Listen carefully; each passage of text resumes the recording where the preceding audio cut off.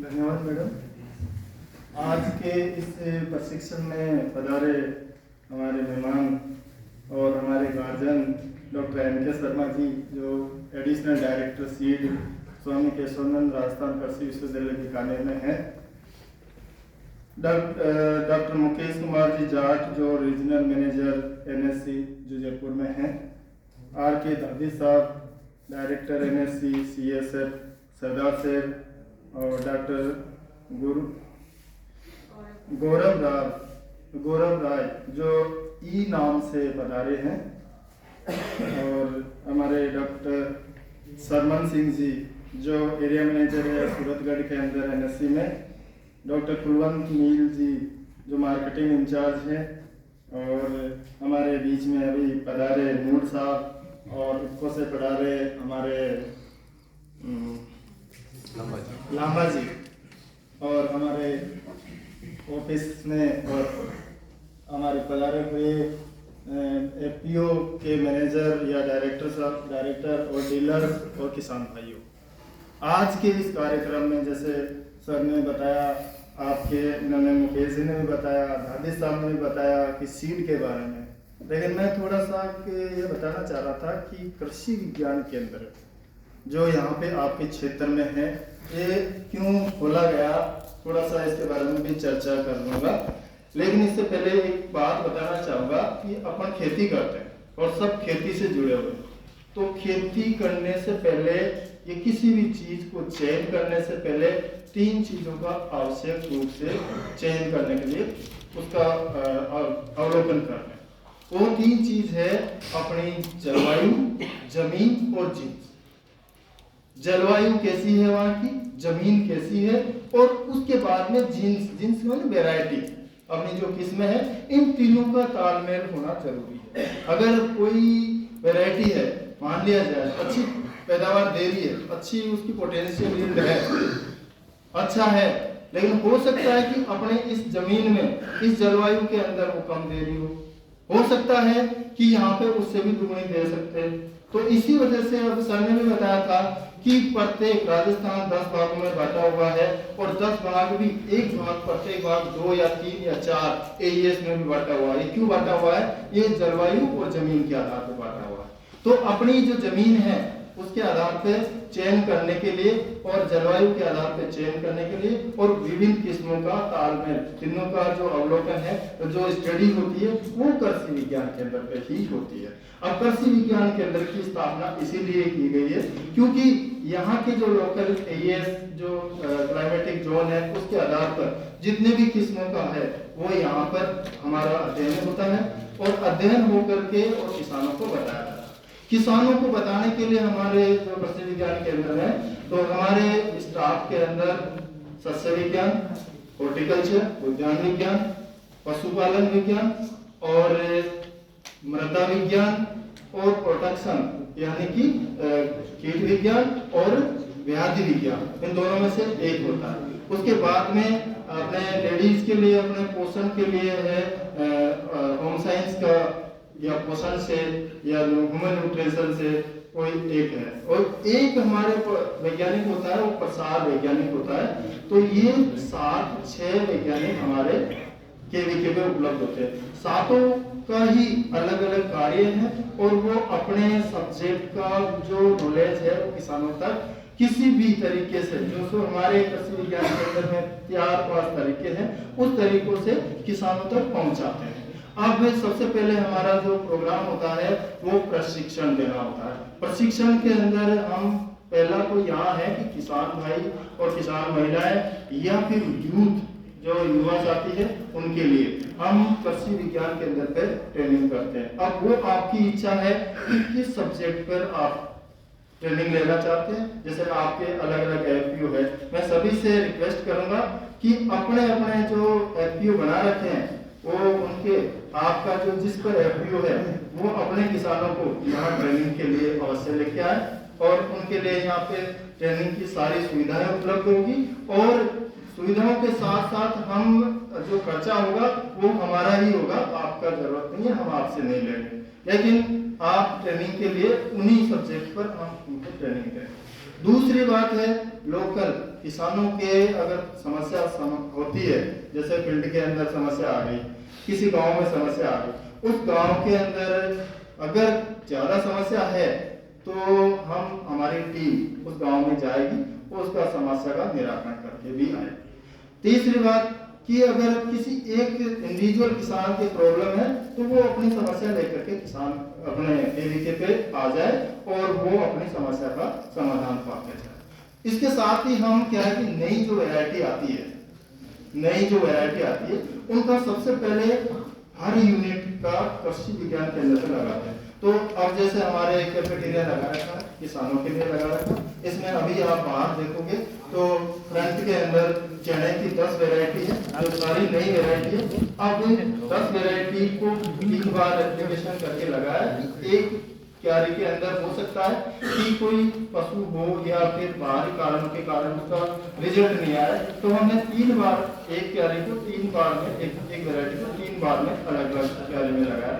तो 10 वैरायटी चने की है नई वैरायटी, उसके बाद में मेथी की 10 वैरायटी है, और उसके बाद फिर हम गेहूं की 20 वैरायटी भी लगाएंगे, जो कि 10 वैरायटी, और सरसों की 40 वैरायटी, मटर की 3 वैरायटी, ये हमने अपने केवीके के फ्रंट में ही लगाए। और इनको देख करके अपने इस क्लाइमेट के अंदर, अपनी जमीन के अंदर, सोइल के अंदर कैसी कौन सी वैरायटी सूटेबल है उसका आप चयन कर सकते हैं, देख करके कर सकते हैं। क्योंकि एक तो होती है सुनी हुई बात, एक होती है देखी हुई बात।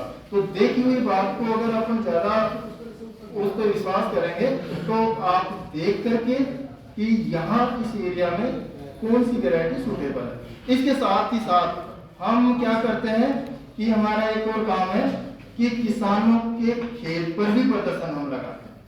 अभी हमने जो है ऑयल सीड का मतलब जिससे तेल निकलता है, तो ऑयल सीड के सरसों के 100 डेमोस्ट्रेशन हमने किसानों के खेत पे लगा रखे हैं। और इसके लिए हमने जो वैरायटी है 3 वैरायटी हमने लगाई है। पहला एक ये राधिका वैरायटी है जो लेड वैरायटी है, जो अपने भरतपुर से रिलीज हुई है। एक वैरायटी है हमारे ये कौन सी है RS 725। अभी बात कर रहे थे कि पायोनियर अच्छी वैरायटी है, हाँ हो सकता है पायोनियर भी अच्छी हो सकती है, लेकिन RS 725 जो वैरायटी है उसके हमने लगभग 60 या 70 डिमोन्स्ट्रेशन किसानों को लगाया। और इसकी मैं अभी बता देता हूँ कि अब तक जो पोजीशन है, हालांकि हम सीड तक नहीं पहुंचे, लेकिन अब तक की जो पोजीशन है वो सारी वैरायटियों से अच्छी है। जितनी वैरायटियां अभी लगी हुई है फील्ड में उससे सबसे बेटर है। और आगे जब सीड उसका जो दाना निकल जाएगा, उसकी इल्ड आएगी, तो इल्ड देख करके तुलना करके हम आपको बता देंगे कि कौन सी वैरायटी इनसे ऊपर है या नीचे। दूसरी हमने पल्सेज के अंदर है, पल्सेज के अंदर अपने रबी के अंदर चना होता है, तो चना के भी हमने 50 डिमोन्स्ट्रेशन लगा रखे हैं। और 50 की स्थिति में अपने GNG 2171 ये वैरायटी है, और इसके 50 डिमोन्स्ट्रेशन अच्छे हैं। और अभी इनका जो प्रथम पंक्ति प्रदर्शन, यानी कि हमारा ये होता है जो नई वैरायटी हो उनको हम पहले यहाँ लगाएं, फिर किसान के खेत पे लगाएं। तो किसान के खेत पे अलग अलग जमीन, अलग अलग क्लाइमेट के आधार पर हम असेस करते हैं, और फिर ये फीडबैक हम आगे देते हैं ऊपर रिसर्च करने वाला को कि इसमें इस एरिया के लिए ये वैरायटी सूटेबल है। तो उसी वैरायटी का आगे सीड प्रोडक्शन जो चेन है उसी के आधार पे चलता है। इसी तरह जैसे गेहूं की बात करते हैं, तो गेहूं के अंदर अपने DBW 187 के 100 डेमोन्स्ट्रेशन हमने किसानों के लगाए हैं। DBW 187 के अब तक बहुत अच्छी वैरायटी है, रिजल्ट आने पर हम बता देंगे कि कैसा रिजल्ट है। तब मैं बात करूं कि खरीफ के अंदर हमने लगाया था ग्राउंडनट के अंदर वैरायटी है GJG 19। इसके डिमोन्स्ट्रेशन लगाए थे। इस वैरायटी का जो जितना मिलना चाहिए था, अपने यहाँ गुजरात की वैरायटी है, जितना अपन को पोटेशियम मिलना चाहिए था वो नहीं आया सामने, तो हम इसको रिप्लेस करके अगले साल को दूसरी वैरायटी लगाएंगे। तो इस वैरायटी का अब जैसे ये वैरायटी कम हुई तो हम पहले ही इसको चेन से हटा सकते हैं कि फीडबैक सही नहीं गया, तो इस वजह से इस वैरायटी को नहीं। अब मूंग की बात करें तो मूंग के अंदर हमने लगाई थी MH 421 वैरायटी लगाई थी। अब हम खाजूवाला के यहाँ लगाई थी 6.5 कुंटल से 7 कुंटल 1 बीघा के अंदर उसकी पैदावार है। उस जो MS 421 है इसकी 4.5 यानी 6.5 से 7 कुंटल तो खाजूवाला के अंदर जो एरिया था उसके अंदर उसकी पैदावार है। अब लूणकरण से भी बात करें 5 और 6 कुंटल के बीच में यहाँ पर उसकी पैदावार लूणकरण से रहता है। इसी तरह अपने मोट की बात करें तो मोट के हमने डेमोन्स्ट्रेशन लगाए थे RMO 2251 के लगाए थे। इसका जो रिजल्ट था वो बेटर था। अब 1 बीघा की बात करें तो 12 के अंदर हमने लगाया था, तो 1 कुंटल से 1.5 कुंटल प्रति बीघा 12 के अंदर रहा था। और ये हमने नकुदेश्वर के एरिया के अंदर लगाया था, बिल्कुल पानी की कमी आ गई थी, तो 1 से 1.5 कुंटल प्रति बीघा के हिसाब से इसकी पैदावार रही। इसके साथ ही हम एक काम और करते हैं यहाँ पे, जैसे कि सीड प्रोडक्शन का है। हमारे पास क्या है कि टोटल जो एरिया है 20 हेक्टेयर जमीन है। 20 हेक्टेयर जमीन के अंदर 5 हेक्टेयर हमारे रोड है, बिल्डिंग है, किसान घर है और दूसरी यूनिट है।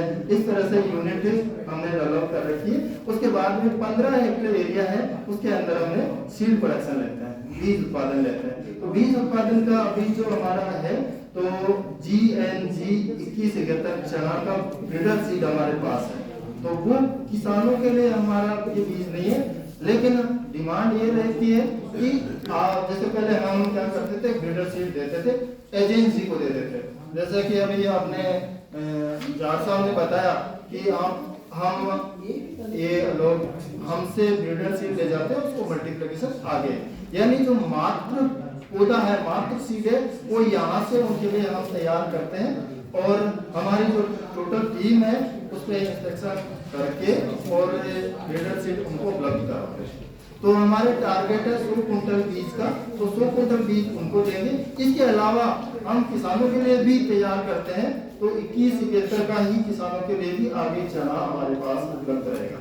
और साथ ही गेहूं की हमने 3 वैरायटी लगा रखी है यहाँ पर, DBW 187, DBW 332 और HD 3226। ये 3 वैरायटी हमारे फार्म में सीड प्रोडक्शन है जो किसानों के लिए मिल जाएगा। और बार्ले की RD 2786 वैरायटी है, ये भी किसानों के लिए उपलब्ध रहेगी। और ल्यूसन एक रिजका का बीज है, वो भी BS है, वो आपको नहीं मिल सकता।